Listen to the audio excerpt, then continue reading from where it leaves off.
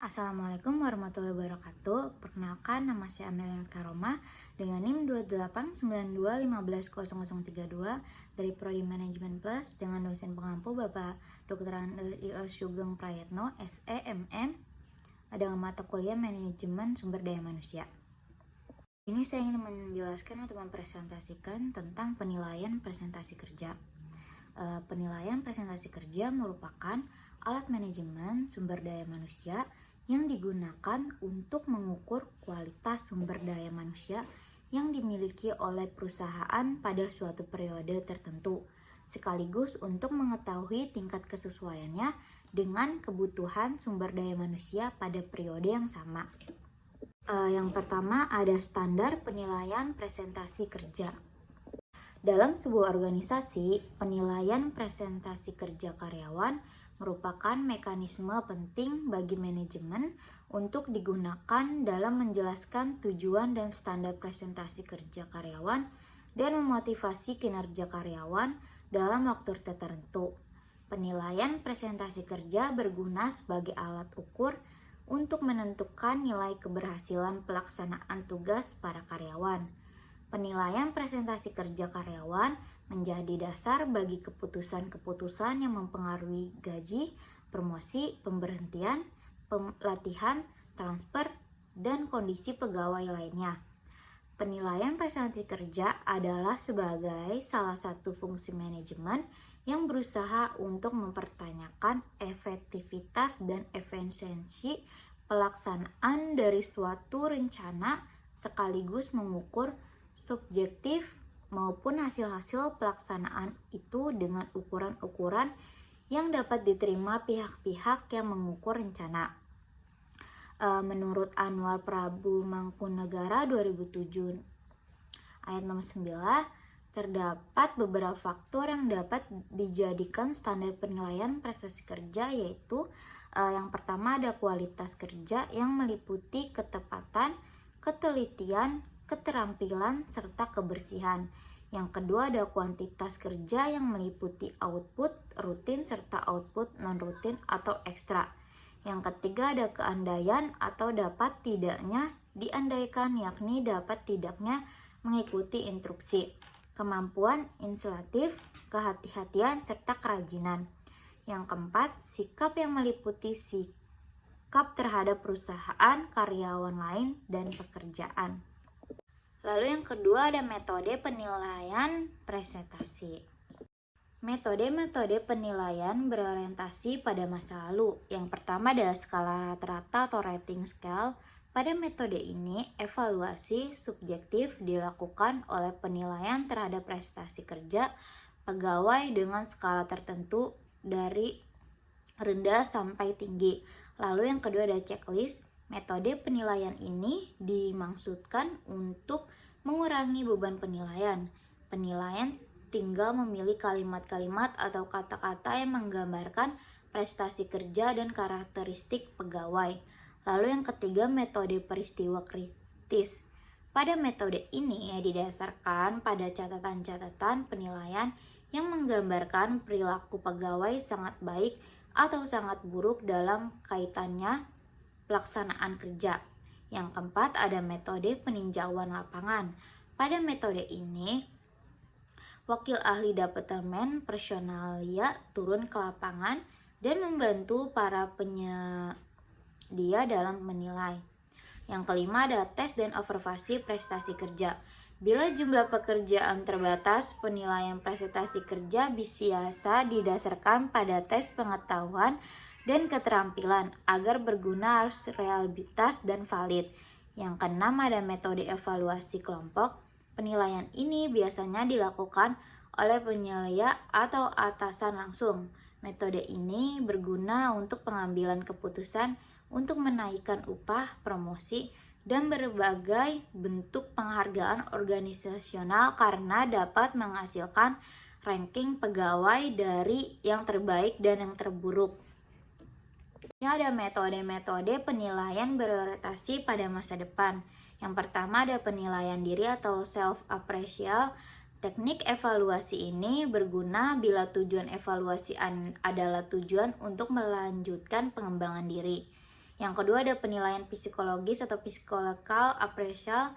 Penilaian ini biasanya dilakukan oleh para psikolog terutama untuk menilai potensi pegawai di waktu yang akan datang. Yang ketiga, pendekatan manajemen by objektif atau MBO. Pada pendekatan ini, setiap pegawai dan penyelia secara bersama menetapkan tujuan-tujuan dan sasaran pelaksanaan kerja di waktu yang akan datang. Lalu yang keempat ada teknik pusat penilaian. Bentuk penilaian pegawai yang distandarisasikan di mana tergantung pada berbagai tipe penilaian. Yang C, penilaian prestasi kerja.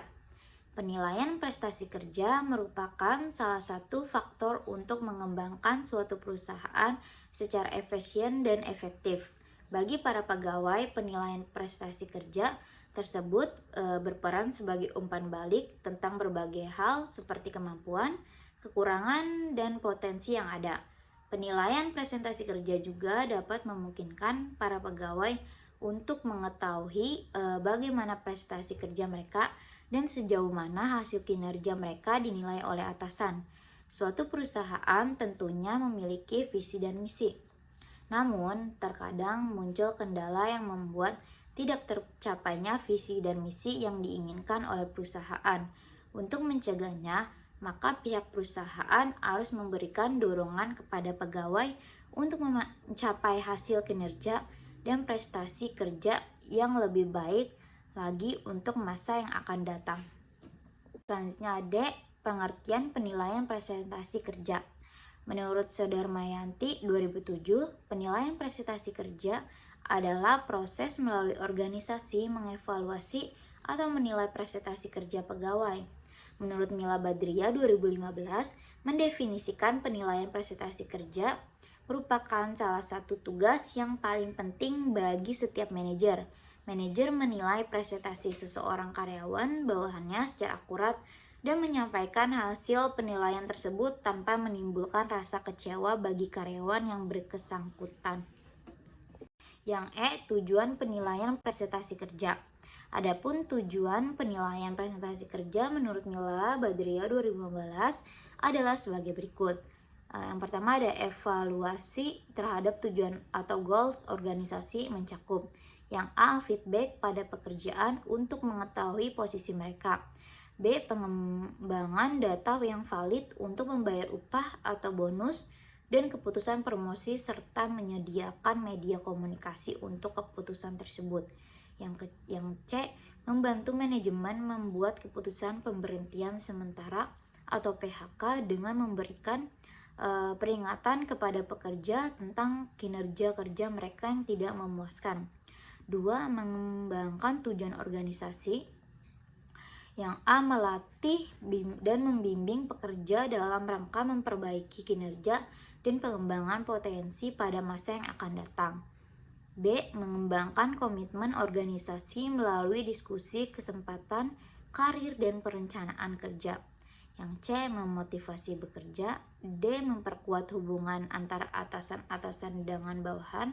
Yang terakhir, mendiagnosis problem individu dan organisasi. Selanjutnya ada F, memanfaatkan penilaian presentasi kerja.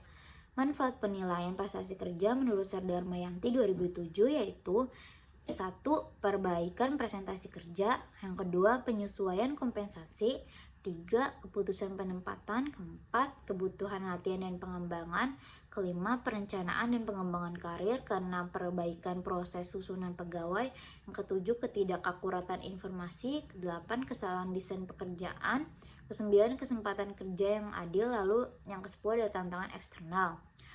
Penilaian presentasi kerja bermanfaat untuk program perbaikan presentasi kerja pegawai, promosi jabatan, kompetensi, pelatihan dan pengembangan, penempatan, desain kerja, dan kecemburuan sosial. Lalu ada G, peningkatan dalam penilaian presentasi kerja.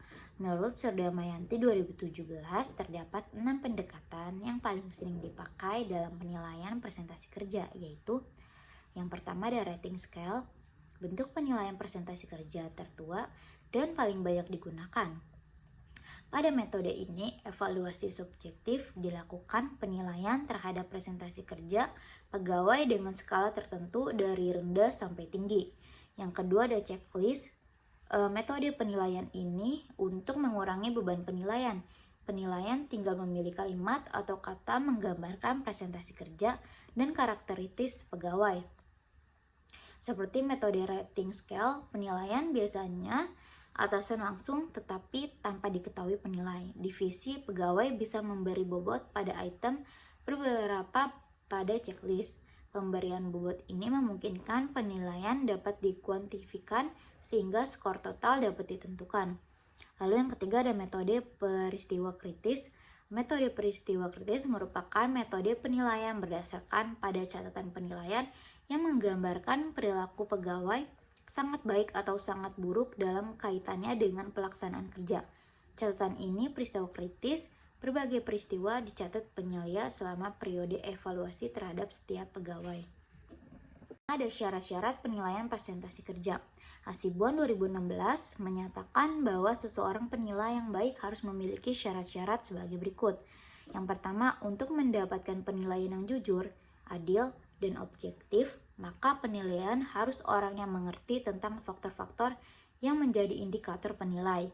Lalu yang kedua, menilai harus tegas dan hendaknya mendasarkan penilaiannya pada benar atau salah, baik atau buruknya terhadap unsur-unsur yang dinilai, sehingga penilaiannya jujur, adil, dan objektif.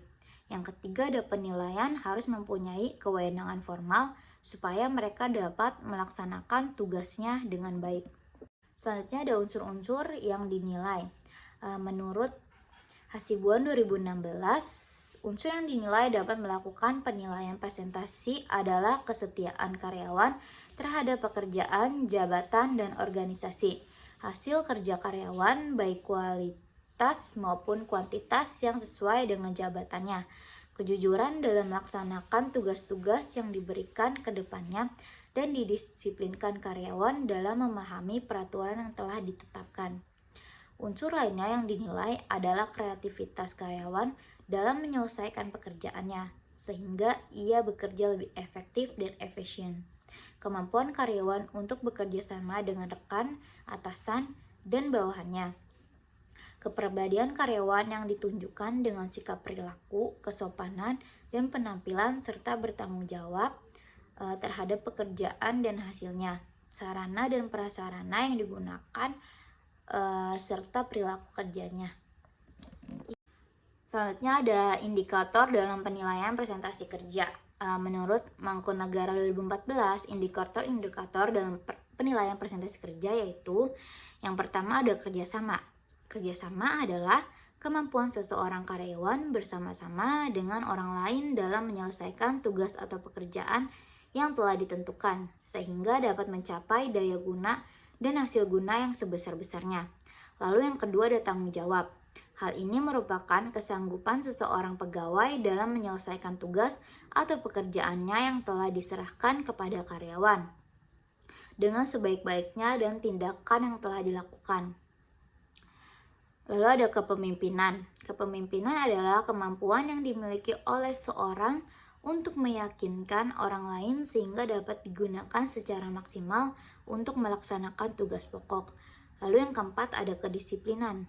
Kedisiplinan dapat diartikan sebagai suatu sikap menghormati, menghargai, patuh, dan taat pada peraturan yang berlaku baik secara tertulis ataupun tidak tertulis, serta sanggup menjalankan dan tidak membantah untuk menerima sanksi-sanksi apabila melanggar tugas dan wewenang yang diberikan.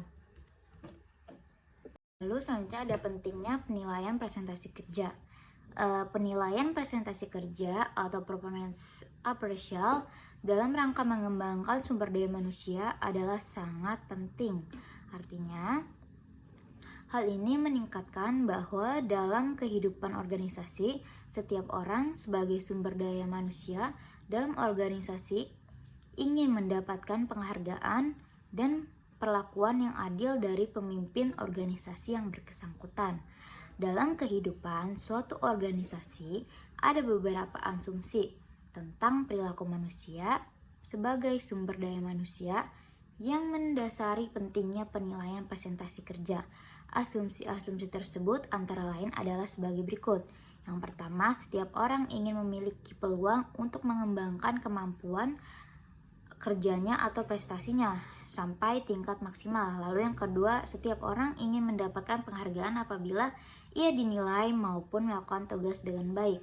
Yang ketiga, setiap orang ingin mengetahui secara pasti tentang karir yang dinaiki atau dilewati apabila dapat melaksanakan tugasnya dengan baik. Yang keempat, ada setiap orang ingin mendapatkan perlakuan yang objektif dan penilaian atas dasar presentasi kerjanya. Lalu yang kelima, ada setiap persediaan menerima tanggung jawab yang lebih besar. Sekian presentasi dari saya, kurang lebihnya mohon maaf. Wabillahi taufiq wal hidayah. Wassalamualaikum warahmatullahi wabarakatuh.